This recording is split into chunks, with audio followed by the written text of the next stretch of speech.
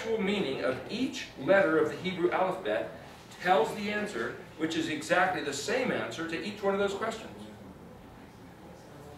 Learning the meaning of the 22 letters from Aleph through Tav, that is the identity of Yahweh, Yod-Heh-Vav-Heh, which is identical to the heart behind the voice of the Torah, which every word expresses as it uses these 22 letters to spell every single word regarding every matter under heaven, which is what Aleph means.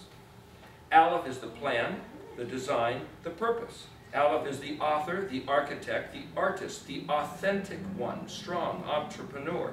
The cosmic plan set into motion, on course without wavering, as an ox put to the plow a straight line until it reaches Tav, the mark at the end of the line, the indication that the course is completed, which we talked about yesterday.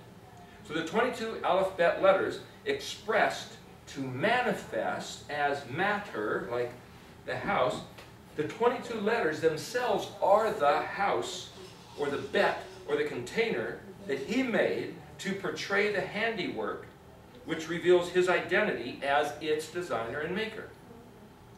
Aleph Bet, Ab, or as a word, means father, or progenitor, or prime factor, origin, main thing, or root cause. And you can get all these names, all these interpretations right out of the Red Dictionary. That which causes the house to be supported like the center pole of an umbrella. So if you pick up a center pole of an umbrella and put the umbrella over it, the center pole is known as the Ab. You could say, well, that easel that's holding up the camera is an Ab. Well, but it's also a Samekh. So Aleph and Samekh are almost the same, or an Ab and a Samekh. Oh, now what's the difference? Well, now you get into the nitpicking the differences, but where you can see every letter in every letter. That's this materialized thing that the camera's joined with, and if bet means with, and you can say, well, what's the bet of that easel? What's the gimel? What's the dalet? What's that? You can use every one of these letters as a point of view, as a lens of reference to identify what it is we're looking at within everything that's been created, is what I'm saying. It's the central theme, the Ab. The central theme, the apple of the eye, it's the bet, excuse me, the wife, it's the universe, it's the expressed word. So the bet, as a word, is the materialized expression of Aleph's heart. So even though bet as a word, you can say, well, a word is spoken, but it exists. So the immaterial plan or intention of Aleph is made to exist or manifest as bet, which is what the alphabet is, which is what the Torah is, which is what Yeshua is, which is what a word is. This gets to be a little bit of a philosophical thinking. More than that. A little bit more than that? Yeah, because if you take a Kabbalistic word, look at the alphabet, and they start describing things, the first word of the Torah is the bet. And then they go into how the Aleph pre-existed before in silence, and so it starts lining up. You start hearing all these terms come, and it's like they're talking about Yeshua, the Word, the Torah, the Word who became flesh and dwelt among us. But it pre-existed. It was before. We didn't see him until later, and so. But for someone, I don't know if you explained this before, where you get that explanation is from Kabbalah. Well, see, here's the thing. For me to talk about this is philosophically, kind of esoterically, just looking at the letters and reasoning about it. And somebody says, oh, it sounds like a Kabbalist thing. You must be a Kabbalist. Like, well, no, they're jumping to a conclusion. Right. Furthermore, I mean, there's a lot that the rabbis did using this, and I'm going to say that Kabbalah, I don't know, I can't, paint them with something that they don't want to acknowledge, but what I have come to the conclusion or the belief is Kabbalistic, but there are rabbis who hundreds and hundreds and hundreds of years ago defined things in the universe on the basis of what they discovered in the letters. And so my guess is, I mean, when you were saying that the letters can mean this and it can mean its opposite, so maybe some of this Kabbalah can mean this and that at the same time. And so, I mean, it's different than light evil and dark evil. Right. It's different, but it certainly takes a willingness to kind of expand your perspective, to sit and listen to it. Right. So I don't necessarily think that everybody can figure out what part is mishmash and what part, right. you should listen to. So what I've tried to do here, and I was writing to this to a guy in Kenya. I don't even know Yeah. if he can understand this. His language is Swahili, Yeah. but he speaks English, Uh-huh. kind of, sort of.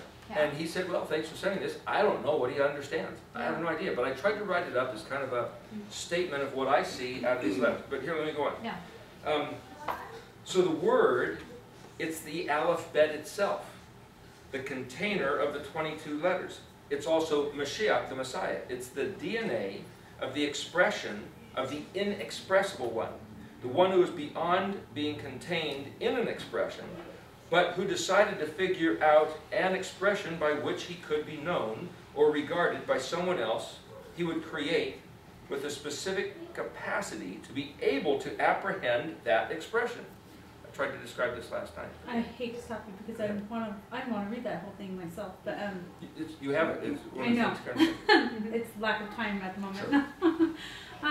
If Aleph was silent, or the Aleph was, if all the letters are in the Aleph, and the Aleph was silent, but then spoke all of it into existence, and I'm probably saying it wrong, but I know what I mean.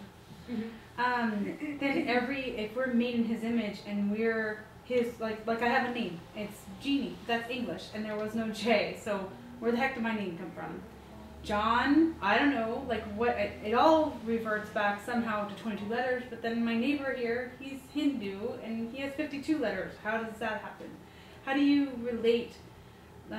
We are English, it all goes back to Hebrew, but how does one know, like my name must mean, if he spoke us into existence before the foundations of the world, then who am I and how did I get this name and how does that person get that name and that means, you know what I mean? It's like, Sure.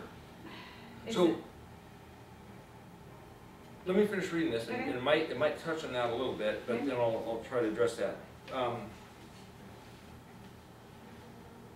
Messiah Yeshua is the example of what every man could, should, would have been, had a man regarded the expressed instructions of the Torah, which are not done away with, not too difficult for man to do or be, and which yet remain set before us to conform to the assistance and the guidance of the Ruach according to the Kodesh way, which is the path delineated by the 22 letters of the alphabet. So the Holy Spirit is actually the appointed wind, or the pure expression, or the designated course, or the sanctified progression of the path, or the predetermined gamut, or the authenticated interpretation of the words expressed by the speaker as they were meant by himself to be rendered in their clearest form, transferring the message his personal heart longed to express in no better form than these very words. but so- I still have a so- mom and a dad who named me. And Right, they- so here's the point. At the Tower of Babel, Yeah. the other language is changed. In which case, if the original Edenic language was these 22 letters, English is 26 letters. They took away a couple, and you can see up here where some of that went in. Like the Greek took out those 2 letters, and they added those 5 letters. And they lost this one, so it breaks the sequence. That's a whole other explanation, but the point is, Greek changed. Latin came out of Greek. So in Hindi, they have 56 letters. They go to Chinese, and they only have letters. They have this whole other pictogram thing. But things started changing after that. In Zephaniah, was it 3:8? He says, so I will restore a pure tongue. Yes. And then there's another verse that I found, there's 2, where the word that he used was spelled Shin Mem Tav Yod, and Shin Mem is the word place. And he says, the words that I have placed in your mouth, I will not take out of your mouth, or the mouth of your descendants, or your children's children, forever. It's like, what words did he place in our mouth? Do you know the answer to that? What word? If you look up that verse, I can look it up, I have it written down somewhere, but he says, the words that I have placed in your mouth, I will not remove from your mouth. He says, I'm making this covenant with you. They're not going to be out of your children's mouth, your children's children's mouth, or your children's children's children's mouth. What words are in our mouth? The ones that are not spoken? I don't know. Well, to keep the same term, Edenics. Well, here's the thing. So I looked at this and I thought, what are the words that he put in his mouth? The word for there is Shin Mem, that he put there. Past tense, that I have put there. That I've put where? In you, that I've given you, that I've put in you. Semitic. Semitic. Semitic. So I looked up in this dictionary we have. It's from the 1930s. It's this big old English dictionary, which is really good. And I thought, well, the Semitic. So if somebody's anti-Semitic, they hate the Jews, right? But what does the word Semitic really mean according to the dictionary? And this gets into the association with the Aramaic.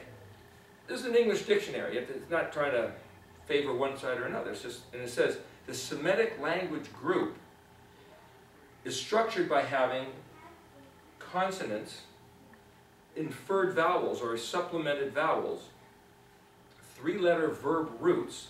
The tenses are either, forget what it's called, it's like existing or non-existing, like past or future, or forget how the phrase is.